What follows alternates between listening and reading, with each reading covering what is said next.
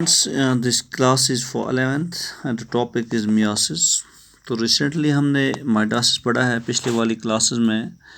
तो मैंने आपको बता दिया है कि माइटोसिस क्या होता है, इसमें कौन कौन से फेजेस होते हैं, जैसे प्रोफेज है, एनाफेज है, मेटाफेज है, टीलोफेज है, और माइटोसिस में क्या होता है, किसने इसको डिस्कवर किया है।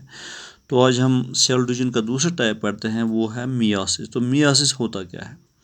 तो जैसा कि आपको पता चला है कि माइटोसिस में सारे जो भी बॉडी सेल्स, सोमैटिक सेल्स होते हैं, इनका जो डिवीजन होता है वो माइटोसिस से होता है। यानी कि एक सिंगल सेल जाइगोट से एक बहुत बड़ा ऑर्गेनिज्म बनता है by following the mitotic divisions.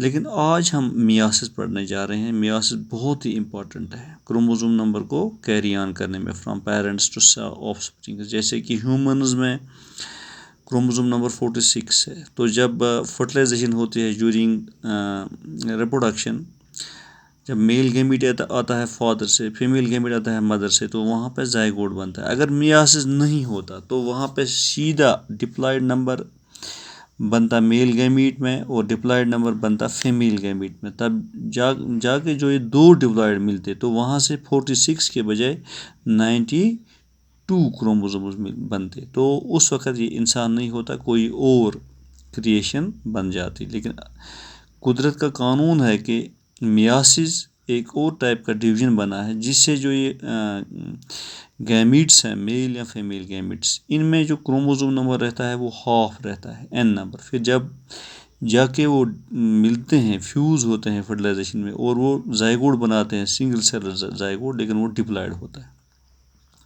यानी कि क्रोमोसोम नंबर जो होता है ह्यूमन स्पीशीज़ का 46, वो वैसे वहाँ पे वो सेम रहता है, अदरवाइज कोई और क्रिएशन वहाँ बन जाती। तो ये मियोसिस की मेन इंपॉर्टेंस है। तो चलिए हम मियोसिस के बारे में पढ़ते हैं। मियोसिस क्या है। तो एक्चुअली जो मियोसिस है, it is a double division which occurs in diploid cell और न्यूक्लियस। कोई सेल हो या कोई न्यूक्लियस हो जिसमें डिप्लॉयड नंबर होता है, n नंबर नहीं बल्कि 2n नंबर ऑफ क्रोमोसोम्स होता है, फुल डबल सेट क्रोमोसोम्स होता है, वहाँ पे होता है। लेकिन ये सिंगल डिवीजन नहीं होता है, बल्कि ये डबल डिवीजन होता है। या आपको आगे पता चलेगा कि डबल डिवीजन क्या होता है। तो जब एक डिप्लॉयड सेल डिवाइड होती है, तो डबल डिवीजन ये हो गया कि पहले एक बार मियोसिस में एक डिवीजन होता है, फिर दूसरी बार मियोसिस में दूसरा डिवीजन होता है। यानी कि मियोसिस में दो डिवीजन होते हैं। जो पहला वाला डिवीजन है that is known as meiosis first, और जो दूसरा वाला डिवीजन है that is known as meiosis second. तो लास्ट पे क्या होता है कि यहाँ पे 4 हैप्लॉइड सेल्स बनते हैं। 4 हैप्लॉइड सेल्स और 4 haploid nuclei are formed from a diploid cell by the process of या by the division of meiosis, by meiotic division. तो जो मियोसिस होता है, इसको फॉर्मर और मोर, ये दो बायोलॉजिस्ट थे, उन्होंने इस कॉइन को डिस्कवर किया है, मियोसिस को। जब उन्होंने तहकीक की, ऑब्जर्व किया कि जब एक पेरेंट डिप्लॉयड सेल डिवाइड होती है, फिर रीडिवाइड होती है, पहले में 2 हैप्लॉयड सेल्स बनते हैं, फिर उनसे और 2 बनते हैं, यानी कि 4 बनते हैं। तो वहाँ पे एक डिप्लॉयड सेल से 4 हैप्लॉयड सेल्स बनते हैं, लेकिन क्रोमोसोम नंबर हाफ होता है, जितना होगा उसका हाफ वहाँ पर रहता है। तो इसको मियोसिस कहते हैं, और इस मियोसिस टर्म को इन्होंने कॉइन किया है फॉर्मर और मोर ने, कब 1905 में। तो जब हम देखते हैं मियोसिस में, जैसे हम लोगों ने देखा था माइटोसिस में, वहाँ पर भी इंटरफेज होता है, तो यहाँ पर भी इंटरफेज है। तो यहाँ पर भी इंटरफेज आता है मियोसिस से पहले। मियोसिस से पहले वाला, मियोसिस डिवीजन से पहले वाला जो फेज आता है सेल के लिए, वो इंटरफेज होता है। और इंटरफेज सेम होता है जैसे वहाँ पर मेटासिस में है, तो यहाँ पर भी वैसे ही सेम होता है। लेकिन जो सिंथेसिस फेज़ है मियोसिस का, वो माइटोसिस के सिंथेसिस फेज़ से थोड़ा लंबा होता है। यानी कि सिंथेसिस फेज़ में ये प्रोटीन्स बनते हैं, वहाँ पर राइबोसोम्स बनते हैं, वहाँ पर डीएनए रेप्लिकेशन होता है इसी एस फेज़ में। किसमें, मगर मियोसिस में जो ये एस फेज़ है, यहाँ पे डीएनए रेप्लिकेशन भी होता है, और ये थोड़ा बहुत प्रोलॉन्ग्ड है, लंबा है as compare to S phase of mitosis. तो इसी तरह से यहाँ पे G2 फेज़ भी है, लेकिन वो बहुत ही शॉर्ट होता है। अगर होगा तो शॉर्ट होगा, अगर यहाँ होता ही नहीं है। तो इसमें क्या होता है, जो क्रोमेटिड्स होते हैं वो 2 वहाँ पे बनते हैं लास्ट में, 2 क्रोमेटिड, जैसे मैंने आपको पढ़ाया था G2 फेज। तो आप यहाँ और कंसल्ट कर सकते हो। G2 फेज को मैंने अलग अलग पढ़ाया आपको, G1 phase, G2 phase, G0 phase, S phase. तो यहाँ पे जो मियासिस का G2 फेज होता है वो शॉर्ट होता है और as a result finally 2 chromatids बनते हैं। तो क्रोमोसोम रेप्लिकेशन जो होती है वो एक बार होती है, मगर मियासिस जो होता है, मियासिस में 2 एम फेजेस होते हैं, ये आपको याद रखना है। मियासिस है 2 एम फेज, लेकिन माइटोसिस में एक ही एम फेज होता है। और इसमें इन 2 एम फेज में कैरियोकाइनेसिस भी होता है और साइटोकाइनेसिस भी होता है। दोनों बार न्यूक्लियस भी डिवाइड होता है, इसको हम कैरियोकाइनेसिस कहते हैं, और दोनों बार दोनों एम फेजेस में साइटोकाइनेसिस भी होता है, यानी कि साइटोप्लाज्म भी डिवाइड होता है। तो रिजल्ट क्या होता है कि जब 2 बार डिवाइड हो गया तो जो क्रोमोसोम नंबर है वो हाफ होता है। जो मियासिस फर्स्ट है, एम फेज फर्स्ट, ये किस में होता है, मियासिस सेकंड फर्स्ट में, और जो एम फेज सेकंड होता है ये, इसको हम मियासिस सेकंड भी कहते हैं। ये शॉर्ट होता है और इसमें डीएनए रेप्लिकेशन नहीं होती है मियासिस सेकंड में। तो इसको हम यहाँ पे ये इंटरकाइनेसिस भी कहते हैं। अब हम देखते हैं इसमें 2 डिवीजन्स होते हैं। वो 2 डिवीजन्स होते क्या हैं मियासिस में। मैंने ऑलरेडी आपको बताया है कि मियासिस में 2 डिवीजन होते हैं, यानी कि पहला वाला डिवीजन जो होता है उसको कहते हैं मियासिस फर्स्ट, और दोबारा फिर यही सेल्स दूसरी डिवीजन में चले जाते हैं, उससे हम कहते हैं मियासिस सेकंड।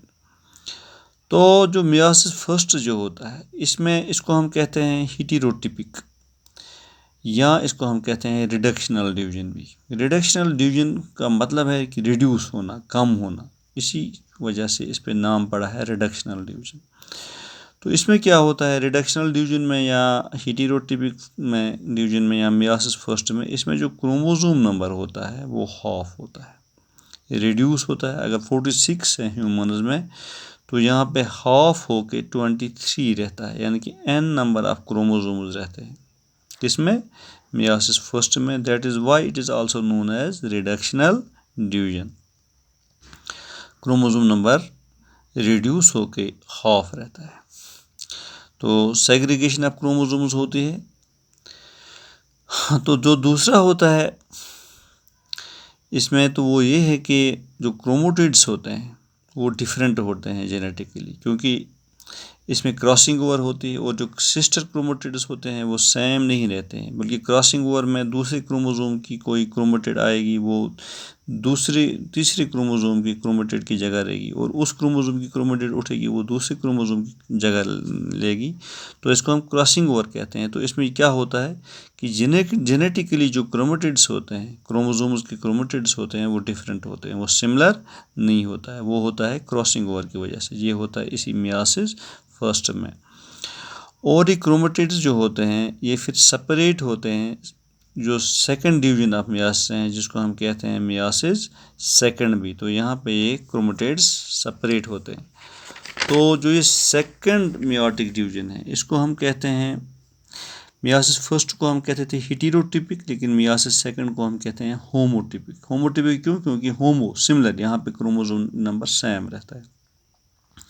या इसको हम कहते हैं इक्वेशनल डिवीजन भी। हेटेरो हो गया जो सेम नहीं है, उसको हम बोलते थे रिडक्शनल, यानी कि जो 2n था वो रिड्यूस होकर n बन गया। यहाँ पे होमोटिपिक है, यानी कि सेम नहीं होता है, यहाँ पे सेम होता है, सॉरी यहाँ पे सेम रहता है, तो इसको हम कहते हैं होमोटिपिक या कहते हैं इक्वेशनल डिवीजन। आपको ये पता होना चाहिए कि मियासिस जो होता है ये 2 डिवीजन्स में कंप्लीट होता है, मियासिस फर्स्ट और मियासिस सेकंड। और जो मियासिस फर्स्ट है उसको हम कहते हैं हेटेरोटिपिक या रिडक्शनल, क्योंकि वहाँ पे क्रोमोसोम नंबर सेम नहीं रहता है बल्कि हाफ होता है as compare to parent cell in daughter cells. लेकिन जो मियासिस सेकंड है इसको हम कहते हैं होमोटिपिक या इक्वेशनल डिवीजन, क्योंकि यहाँ पर क्रोमोसोम नंबर सेम ही रहता है और हाफ नहीं होता है। तो इसको हम इक्वेशन डिवीजन क्यों कहते हैं? क्योंकि यहाँ पे क्रोमोसोम नंबर सेम रहता है, जो कि इनके लिए सपोज जो पहला वाला पेरेंट डिप्लॉयड टू एन था, वो मियासिस फर्स्ट में हाफ हो के वहाँ पे 2 सेल्स बन गए। अब वो 2 सेल्स एक्ट करते हैं as parent cells for meiosis second division के लिए। ये यहाँ पे आपको समझना ज़रूरी है। जो मियासिस फर्स्ट है और मियासिस सेकेंड है, मियासिस फर्स्ट में जो 2 हैप्लॉइड सेल्स बनते हैं या डॉटर न्यूक्लिया बनते हैं, उनमें क्रोमोसोम नंबर हाफ होता है as compare to the diploid parent cell. लेकिन जो मियासिस फर्स्ट में अब हैप्लॉइड 2 सेल्स बन गए, अब ये पेरेंट सेल्स बनते हैं किन के लिए? वो मियासिस सेकंड वाले सेल्स के लिए। तो यहाँ पे जो क्रोमोसोम नंबर होता है एन नंबर मियासिस फर्स्ट वाले सेल्स में या न्यूक्लिया में, वही रहता है मियासिस सेकंड वाले सेल्स में या न्यूक्लिया में। तो इसलिए हम इसको कहते हैं होमोटिपिक या इक्वेशन डिवीजन, या यूँ कहते हैं कि क्रोमोसोम नंबर यहाँ पे सेम रहता है। और यहाँ पे आपको और एक बात याद रखनी है कि डीएनए का डिवीजन नहीं होता है मियासिस सेकंड में, मियासिस फर्स्ट में होता है। मियासिस सेकंड में कोई रेप्लिकेशन या डिवीजन ऑफ डीएनए नहीं होता है। तो आज मैंने आपको थोड़ा बहुत ये इंट्रोडक्शन दिया कि मियासिस क्या होता है, किसने इसको कॉइन किया है, तो इसमें कितनी डिवीजन्स होते हैं और किस डिवीजन में क्या होता है। तो इंशाल्लाह हम नेक्स्ट क्लास में हम फेज़ वाइज पढ़ेंगे कि मियासिस फर्स्ट जो होता है ये कैसे कंप्लीट होता है, और मियासिस सेकंड जो होता है ये कैसे इसमें कौन कौन से फेजेस हैं और कैसे कंप्लीट होता है। तो उसके साथ ही इंशाल्लाह सेल डिवीजन हमारा कंप्लीट हो जाएगा। तो आज का टॉपिक था ये 11th ज़ूलॉजी के लिए। होप आपने अंडरस्टैंड किया होगा फुली। Thank you.